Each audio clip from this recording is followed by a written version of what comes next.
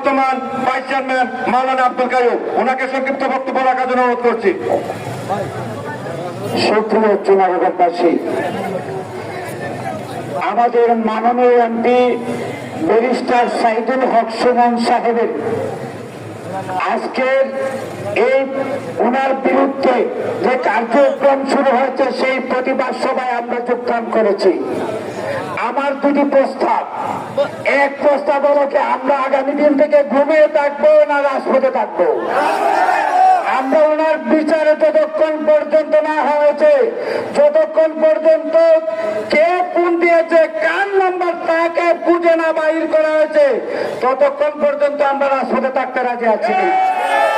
দেখেন আপনারা আলহাজ আবুল হোসেন আহমেদ রহমতুল্লাহ রয়েছে, আমরা আরেকটা ভালো মানুষ যদি হারাই আর আমরা ঘুমিয়ে থাকি, তাহলে চুনারুঘাট অন্ধকার হয়ে যাবে।